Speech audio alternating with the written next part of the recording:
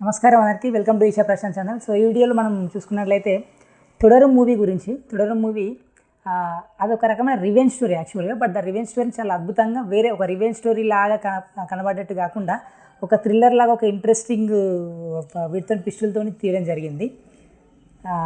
అది ఇప్పుడు ఎట్లా రిలీజ్ అయ్యి చాలా అవుతుంది కాబట్టి మాట్లాడవచ్చు, ఓపెన్గా మాట్లాడవచ్చు. సో అతను కొడుకుని ఒక వేరే వాళ్ళు చంపడం, బట్ అది ఎవరు చంపలు ఏందనేది ఫస్ట్ రివీల్ చేయరు, లాస్ట్ వరకు రివీల్ అవుతూ ఉంటుంది.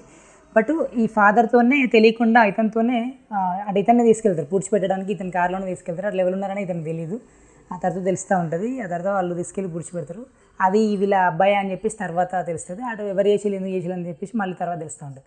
సో ఓవరాల్ ఏంటంటే ఆనర్ కిల్లింగ్, పరువు హత్య, అది లాస్ట్లో రివీల్ చేస్తారు. దాని గురించి సంబంధించిన కొన్ని న్యూస్ ఎక్కడెక్కడ జరిగిన విషయాలు న్యూస్ పేపర్ కూడా కొన్ని లాస్ట్లో మనకు క్లైమాక్స్ టైటిల్స్ దగ్గర ఇస్తూ ఉంటారు అనమాట. ఆనర్ కిల్లింగ్ అనేది ఇండియాలో కానీ ఏ లెవెల్లో జరుగుతుంది, ఆనర్ కిల్లింగ్ పరువు హత్యలు అనేది ఎంత లెవెల్లో జరుగుతుంది. పరువు హత్యలు అనేసరికి ఎస్పెషల్లీ లవ్ విషయాలను వస్తాయి అన్నమాట. లవ్ ఒక వ్యక్తి అంటే ఒక ఇద్దరు వ్యక్తులు లవ్ చేసుకున్నప్పుడు ఇటు అమ్మాయి సైడ్ కానీ అటు అబ్బాయి సైడ్ వాళ్ళు కానీ నచ్చినప్పుడు అది ఐదర్ క్యాస్ట్ ఇష్యూవా లేకపోతే వీళ్ళ ఫినాన్షియల్ పొజిషన్, వీళ్ళు పేదరికం నుండి వీళ్ళు ఒకరు రిచ్ ఉండి ఒకరు పేదరికం ఉండడమా, ఒకరు డిఫరెంట్ క్యాస్ట్ అవ్వడమా, ఇట్లా డిఫరెంట్ రీజన్స్తోని పరువు హత్యలు అనేటివి జరుగుతూ ఉంటాయి అన్నమాట. సో పరువు హత్యల మీద ఆ మూవీ చేయడం ఇంట్రెస్టింగ్గా చేసింది. అది మెయిన్గా దాని మెసేజ్ అంటే పరువు హత్యల గురించి. ఇలా పరువు హత్యలు చాలా జరుగుతున్నాయి ఈ విధంగా, దానివల్ల వాళ్ళ కుటుంబానికి ఎంత బాధ ఉంటుంది అని చెప్పేసి, ప్లస్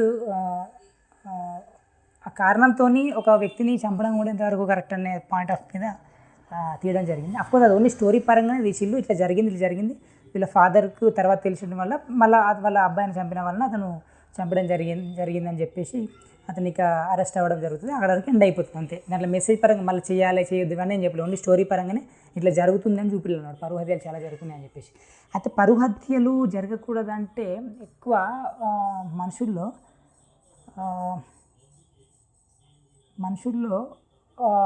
అవగాహన, జ్ఞానం అవన్నీ పెరగాలన్నమాట. ముఖ్యంగా ఆధ్యాత్మిక జ్ఞానం ఎక్కువ ఉండాలి. మమకారాలు, అటాచ్మెంట్స్ ఒక హద్దు మీరి ఉండకూడదు. బాధ్యతల వరకు చూసుకోవడం వరకు ఉండాలి కానీ టూ మచ్ ఆఫ్ అటాచ్మెంట్ ఉండకూడదు. వీళ్ళు చేయాల్సిన అన్నీ చేసి ఇక మిగతాది వదిలేయాలన్నమాట. వీళ్ళు ఖచ్చితంగా నేను చెప్పినట్టే జరగాలని అనకూడదు.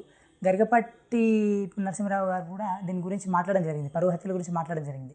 మీ పిల్లలు ఆయన ప్రేమించుకోవడం విషయాలు కూడా ఈ రోజుల్లో ప్రేమలు ఎట్లున్నాయి, అది కూడా దాన్ని కూడా నేను సపోర్ట్ చేయలే. ఆయన ఏదో ప్రేమించుకొని ఇష్టం వచ్చినట్టు చూసి ఇతను అబ్బాయిని ఏదో ఇట్లా బాగున్నావు అట్లా బాగున్నావు అనగానే పొంగిపోయి మీరు పడిపోకూడదు, వాడు ఎలాంటి వాడు ఏంటి అవన్నీ చూసుకోవాలని చెప్పేసి ఆ విధమైన ఉన్నాయి అట్లనే.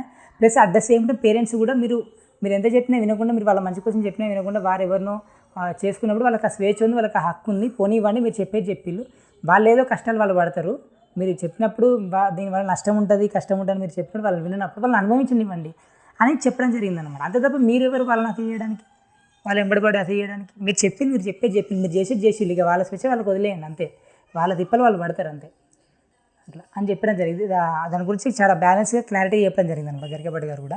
ఆయన ప్రవచనాల్లో ఇట్లాంటివి కొన్ని ఉంటాయి మనకు. అది కరెక్టే. అది నిజంగా ఆ వ్యక్తిని చంపాల్సిన అవసరం లేదు. అది మళ్ళీ ఏదో రీజన్ కూడా కాదు కదా. వాళ్ళు అఫ్కోర్స్ వాళ్ళు ప్రేమించుకున్నారు కావచ్చు, వాళ్ళు అది ప్రేమన కామ ఇష్టం అదంతా అనవసరం, నథింగ్ వాట్ ఎవర్. వాళ్ళు ఒకరు ఇష్టపడరు అంతే. అది ఏదైతే మనకెందుకు రీజన్ అది అనవసరం. అది సో వాళ్ళు తిప్పలేదు వాళ్ళు పడతారు. మీరు ఏం చేస్తారు, మ్యాక్సిమం మీకు ఇష్టం లేకపోతే పంపించేసేయండి అంతే. మీకు ఇష్టం లేకపోతే పంపిస్తే వాళ్ళు బతుకుతారు. మీకు వాళ్ళకి సంబంధించిన ఏమన్నా ఎంతో కొంత వాళ్ళకు బంగారము ఆస్తి అంటే ఎంత డబ్బు గిబ్బు ఏమైనా ఉంటే ఇచ్చి పంపించినా నో ప్రాబ్లం, లేకపోతే చేయకుండా పంపించినా నో ప్రాబ్లం. వాళ్ళ తిప్పలు వాళ్ళు పడతారు అంతే. అది వేరే విషయం. అంతే తప్ప వాళ్ళు చంపేదాకా పోవద్దు.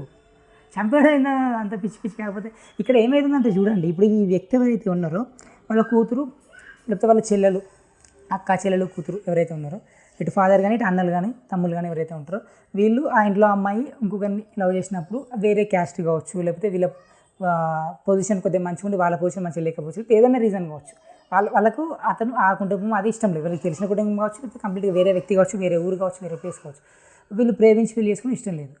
ఓకే, ఇప్పుడు ఇక్కడ ఏమవుతుందంటే ఎస్పెషల్లీ ఊళ్ళల్లో తెలిసిన వాళ్ళు ప్రేమించడం వల్ల క్యాస్ట్ ఇష్యూస్ రావడం వల్ల ఆల్రెడీ ఆ ప్లేస్లో, ఆ ఏరియాలో, ఆ ఊరు అంటామా టౌన్ అంటామా ఏదైతుంది, లేకపోతే వాళ్ళ బంధువులలో ఎక్కడైతే ఉంటుందో, అరే మీ కూడా అట్లా వేసిన, మీ కూతురు అట్లా వేసిన అనేసరికి వీళ్ళు అది మనసుకు తీసుకుంటారు అనమాట. ప్లస్ డ్రింకింగ్ ఉంటుంది, ఆల్కహాల్ ఉన్నప్పుడు బుద్ధి పని చేయదు అనమాట. మత్తు వచ్చినప్పుడు బుద్ధి పనిచేయదు. ఈ చుట్టూన్న వాళ్ళు ఏదైతే పెడతారో అది వీళ్ళకి మనసుకి ఎక్కించుకుంటారు. అరే వీళ్ళు వాళ్ళు ఆ మాట ఈ మాట అంటారు అని చెప్పేసి నాకు కూతురు వల్ల కొడుకు వల్ల పరువు పోయిందని చెప్పేసి, పరువు పోవడానికి ఏమున్నదో వాళ్ళు ఏం పరదోపన ఏం చేయలేదు. అక్కడ ప్రేమించుకోవడం పరువు సంబంధం లేదు.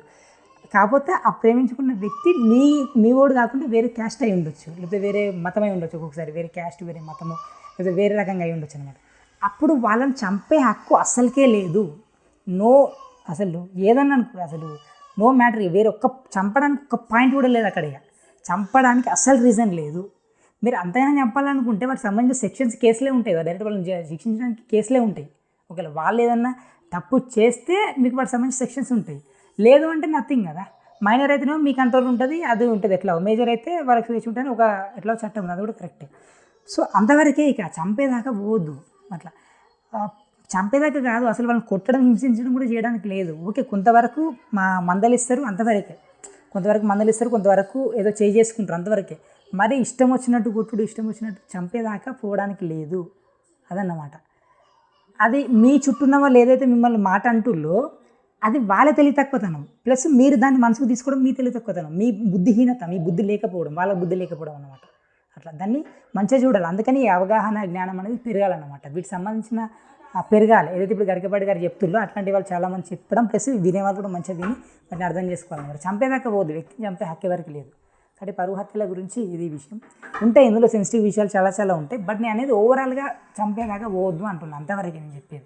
వదిలేయండి, ఎంతోమంది చేసుకుంటే ఎంతోమంది పోతారు. మీ వాళ్ళు మీ దగ్గరనే ఉండాలి, మీకు నచ్చిన సంబంధమే చేసుకోవాలి, ఇంకో క్యాస్ట్ని చేసుకోవద్దు, ఇంకోని చేసుకోవద్దు అంటే, లేకపోతే ఈ వ్యక్తి ఇంకో అమ్మాయిని చేసుకోవద్దు, వేరే క్యాస్ట్ అమ్మాయిని చేసుకోవద్దు అంటే కుదరదు. మీకు ఎంతవరకు కంట్రోల్ ఉన్నది అక్కడ, మీకు ఎంతవరకు హక్కు ఉన్నది అక్కడ, అంతవరకే చూసుకోండి. అట్లా దాన్ని మించి పోవద్దు, చంపేదాకా పోవద్దు, హింసించేదాకా పోవద్దు. కొంతవరకు చెప్పండి, మీరు ఎంతవరకు చెప్పండి అంతవరకే చెప్పండి. దాన్ని దాటి చంపడం వరకు పోవద్దు. ప్లస్ వాళ్ళు వెళ్ళిపోతే వెళ్ళిపోనివ్వండి అంతే, మీరు ఇంటికి రానివ్వకండి, వాళ్ళకి ఏమి ఇవ్వకండి, అంతవరకే.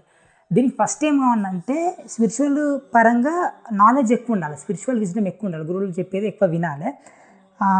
ప్లస్ మమకారం అనేది ఎక్కువ ఉండొద్దు అనమాట, టూ మచ్ మమకారం ఉండొద్దు.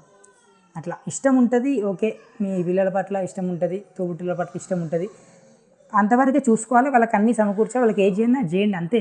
తర్వాత వాళ్ళ ఇష్టం, వాళ్ళ లైఫ్ మొత్తం మీరు తీసుకుంటా అంటే వాళ్ళ లైఫ్ మొత్తం నేను చెప్పినట్టే వాళ్ళు వినాలి, వాళ్ళ స్వేచ్ఛ మొత్తం మీరు లాక్కుంటే ఎట్లా?